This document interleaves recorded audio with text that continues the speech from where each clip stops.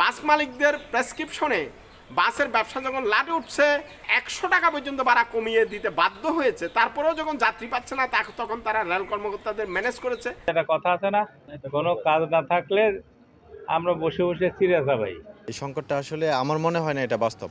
এটা আসলে আমি কেন, দেশবাসীও বুঝে বিষয়টা।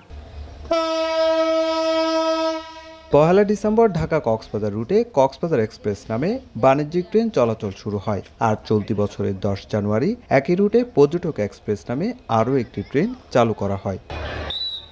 এমন পরিস্থিতিতে ঈদুল ফিতর উপলক্ষে চট্টগ্রাম কক্সবাজার রুটে 8 এপ্রিল কক্সবাজার স্পেশাল নামে একটি বিশেষ ট্রেন চালু করে রেলওয়ে কর্তৃপক্ষ। ঈদের স্পেশাল এই ট্রেনটি 10 দিনের জন্য চালুর পরিকল্পনা করা হলেও পরবর্তীতে যাত্রীদের চাহিদা ও রেলওয়ের সক্ষমতা বিবেচনায় রেখে দফায় দফায় বাড়ানো হয় এই ট্রেন চালু রাখার মেয়াদ। কিন্তু নির্ধারিত তারিখের 10 দিন আগেই ইঞ্জিন ও লোকোমাস্টার সংকট দেখিয়ে 30 মে ট্রেনটি বন্ধ করে দেওয়া হয়। তারপর থেকে শুরু হয় আলোচনা সমালোচনা। আর যাত্রী কল্যাণ সমিতি বিবৃতি দেয়, বাস মালিকদের প্রেসক্রিপশনে চট্টগ্রাম কক্সবাজার স্পেশাল ট্রেন বন্ধ করা হয়েছে। নগদে 500 টাকা বা তার বেশি পেমেন্টে পেতে পারেন ঢাকায় জমিসহ 20 কোটি টাকার পুরস্কার। যেখানে 18,000 কোটি টাকা বিনিয়োগ করে সরকার রেলপথ নির্মাণ করতে পারে, সেখানে একটা লোকোমোটিভের অভাব হবে, একজন এই যে লোকো মাস্টারের অভাব হবে, একজন গার্ডের অভাব হবে। এই ধরনের টুঙ্কো অভিযোগ যাত্রীরা শুনতে রাজি নয়। বাস মালিকদের প্রেসক্রিপশনে বাসের ব্যবসা যখন লাটে উঠছে 100 টাকা পর্যন্ত ভাড়া কমিয়ে দিতে বাধ্য হয়েছে, তারপরেও যখন যাত্রী পাচ্ছে না তখন তারা রেল কর্মকর্তাদের ম্যানেজ করেছে।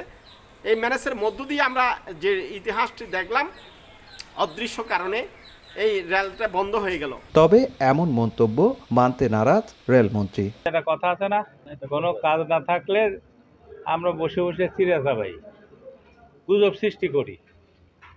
আসলে আমরা আগেই বলছি যে আমাদের সম্পদ সীমিত। আমরা চেষ্টা করছি যে সবগুলো ব্যবস্থায় চালু রাখার জন্য। মাঝে মাঝে ইঞ্জিনগুলো একটু যান্ত্রিক কারণে এটা যখন ডিসঅর্ডার হয়ে যায় তখন মাঝে মাঝে 2-1টা ট্রেন বন্ধ করতে হয়।